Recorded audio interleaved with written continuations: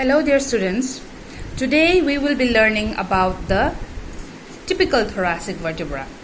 So this is the anterior aspect and here is the posterior aspect. This is a spinous process and this is the body, right? And here we have superior articular facets and here we have inferior articular facets. And these are the transverse process.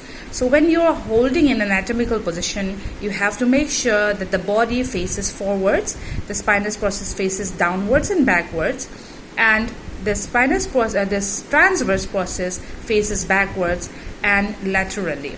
And superior articular facets are on the superior side.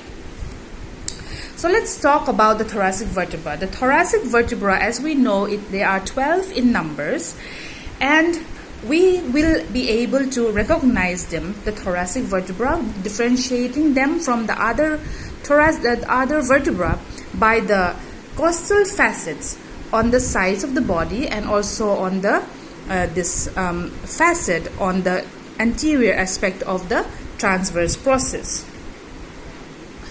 The 2nd to the 8th thoracic vertebrae are known as typical thoracic vertebra, and the 1st and the 9 to the 12 thoracic vertebrae are atypical thoracic vertebrae.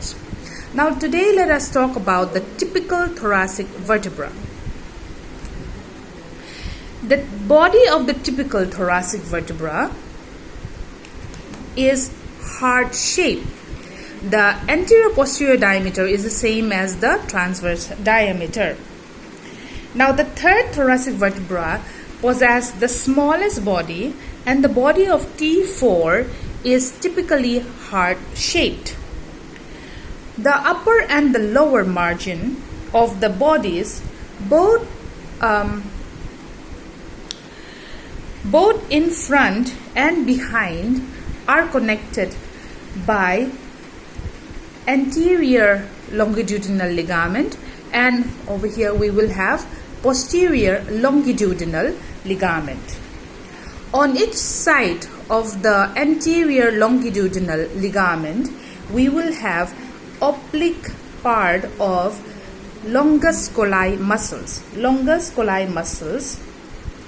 and also the 12 thoracic vertebra will give attachment near its lower border to the psoas major muscle and the psoas minor muscle. If you look at the sides, you will see two costal demifacets. The upper facet is larger than the lower facet. The upper facet lies in front of the pedicle. It articulates with the head of the numerically corresponding ribs. The lower facet lies in front of the inferior vertebral notch. This is the inferior vertebral notch.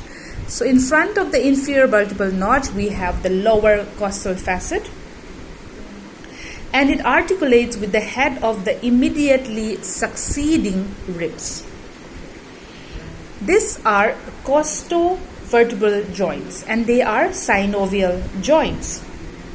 The margins will give attachment to capsular ligament, and anteriorly we will have radiate ligaments.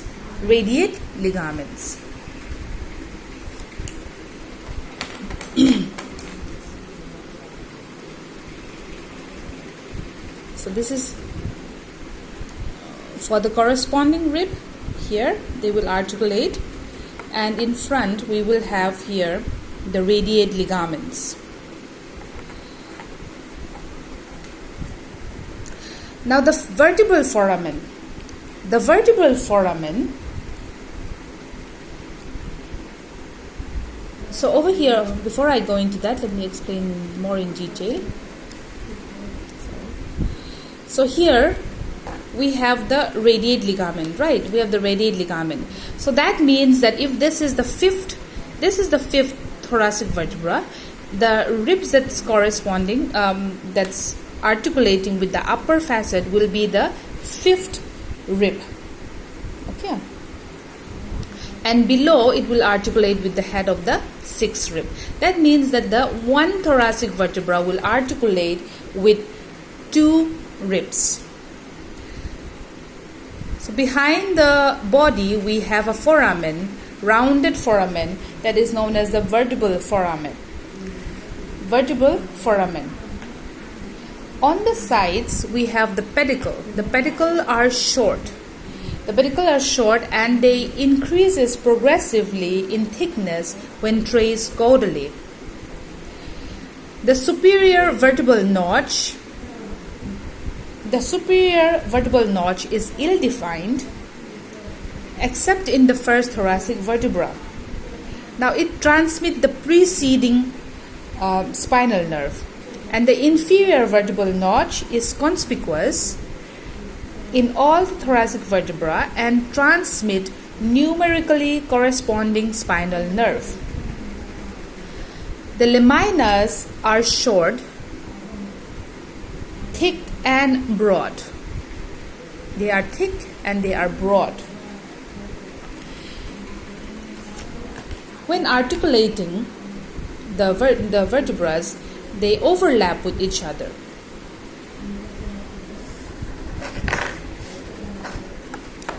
So they are overlapping. The laminas will overlap with each other. Okay. The upper border and the lower border,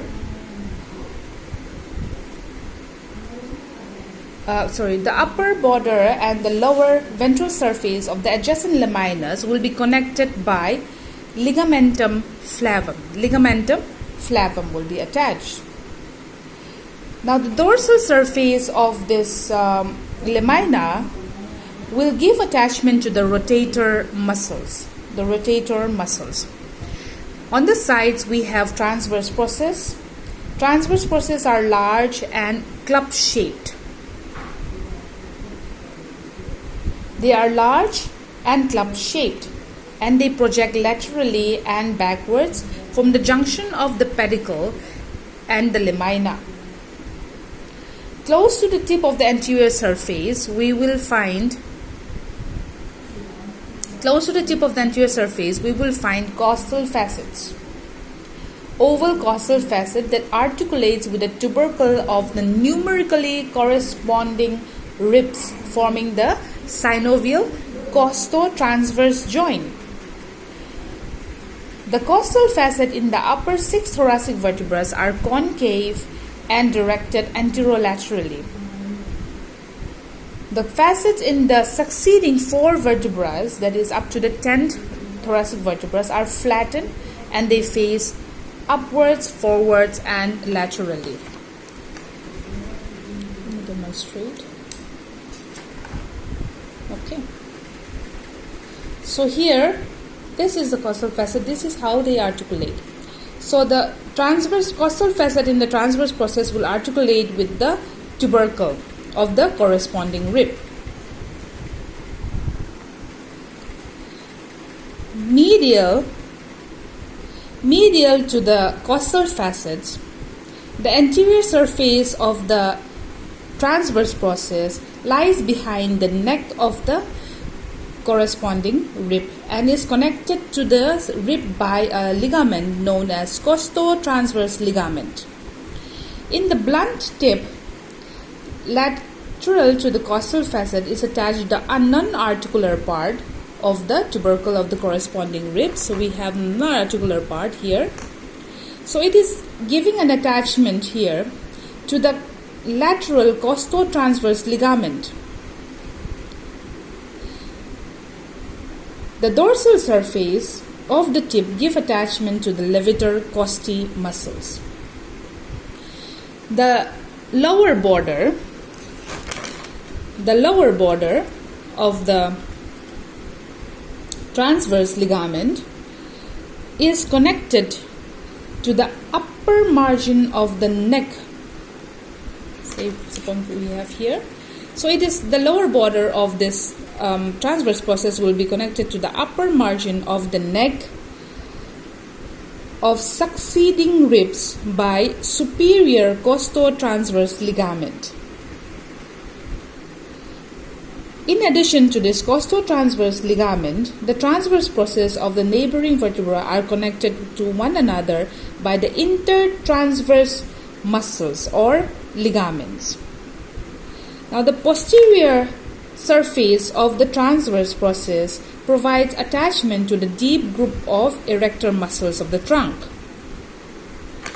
The superior articular facet are flat and directed posterolaterally so that the facets of both sides lies in an arch of the circle, and the inferior articular facet are reciprocally directed, that means forwards and medially. So the joint that is formed, that is a zygapophyseal joints between the adjacent thoracic vertebra, permits more free rotatory movements than in other regions. Okay.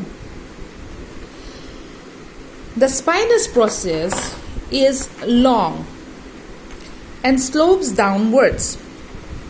5th to the 8th thoracic spine are the longest and most obliquely overlap one another. The thoracic spine gives attachment to the interspinous ligament, the supraspinous ligament, and to the muscles like trapezius, rhomboidus major, rhomboidus minor, latissimus dorsi, serratus posterior superior, serratus posterior inferior muscles, and the medial group of erector spinae muscles. That is all for